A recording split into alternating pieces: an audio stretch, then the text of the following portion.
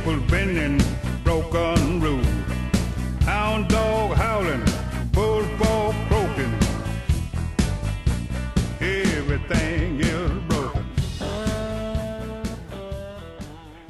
Hello and welcome to Dad's Divorce live on DadsDivorce.com. My name is Rick Ortiz with DadsDivorce.com, and today we're going to be talking about international divorce and international child abduction. We're specifically going to be looking at the case of David Goldman, whose name you may recognize from the news. His name has been in the media for the past several months.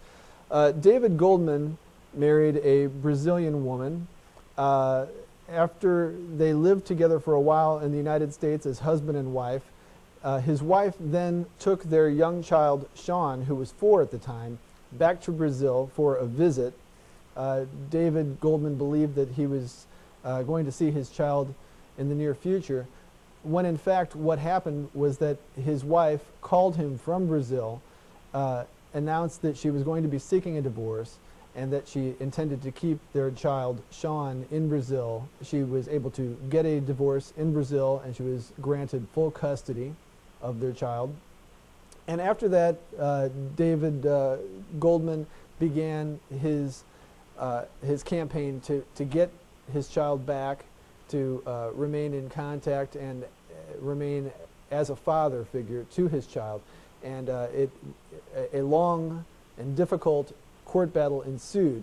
Today on the phone with us we have Ricardo Zamarialo, and he was the attorney for David Goldman. Mr. Zamarialo is calling from Sao Paulo, Brazil, and he's going to tell us a little bit about the case, and we're going to talk about international divorce as well as international child abduction. Welcome, Mr. Zamarialo. Hey, how are you? It's a pleasure to talk to you. It's good to have you with us, and thank you for taking time out of your busy schedule. Mr.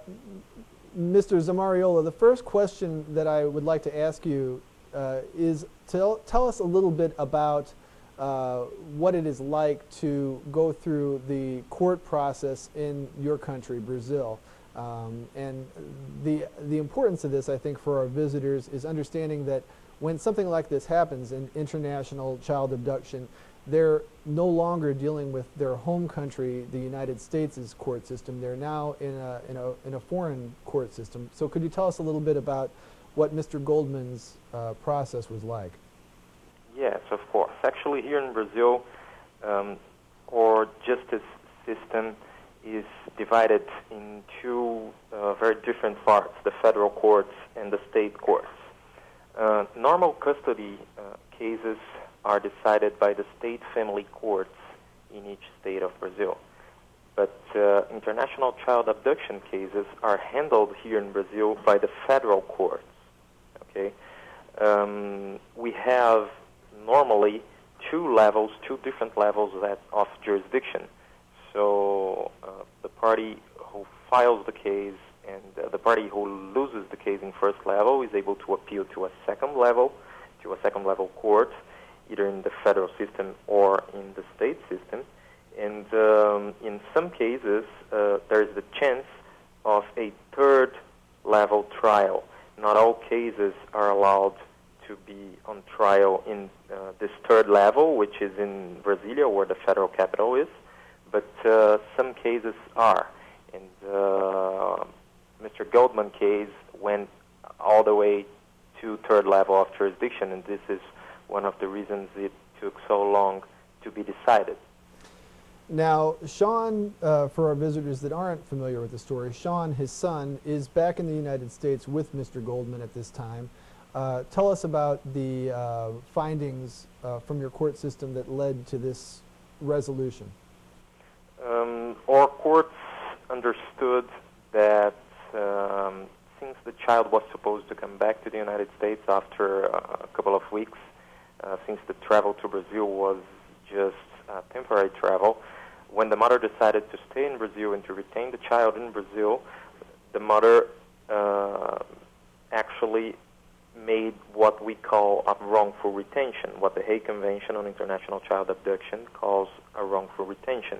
And that is why, after a long proceeding, our court established that Sean should be returned to the United States. And tell us a little bit, now Brazil is a signatory to the Hague Convention, is that correct? Yes, that is true. Okay, so tell us, what does that mean when a country is or is not a signatory to the Hague Convention? The Hague Convention is a very, very important international treaty to regulate cases of international child abduction.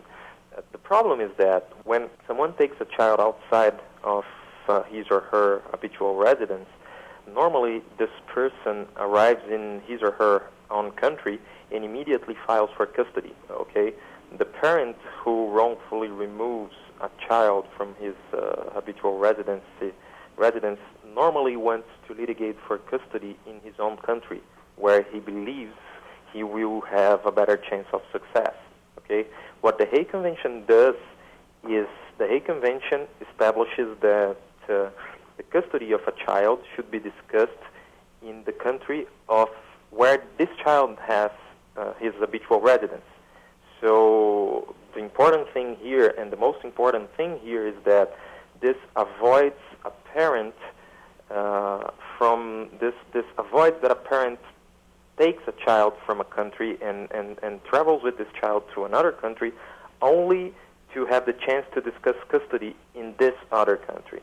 Okay, mm-hmm. So this is why the Hague Convention is so important. And when the Hague Convention does not apply, the father who is left behind will have to litigate for custody in a foreign country, which is always more difficult.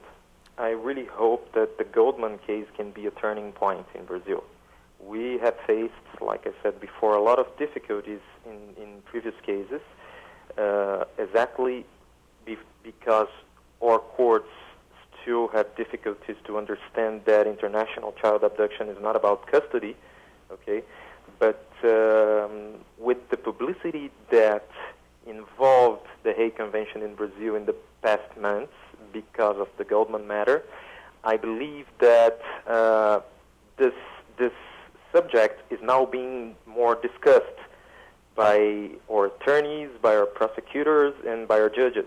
So I really believe this case can be a turning point to Brazil in terms of applying the Hague Convention properly.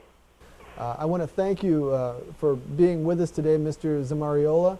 Today we spoke to Ricardo Zamarialo, who was the attorney for David Goldman in a very difficult international child abduction case. Thank you, Mr. Zamarialo. Thank you. Thank you. It was a pleasure to talk to you. Thank you. And I also want to thank our visitors to DadsDivorce.com for tuning in to this episode of Dad's Divorce Live. And I want to remind our visitors that if you'd like to hear the full version of this video podcast, you may go to our podcast link on the DadsDivorce.com menu. For DadsDivorce.com, I'm Rick Ortiz.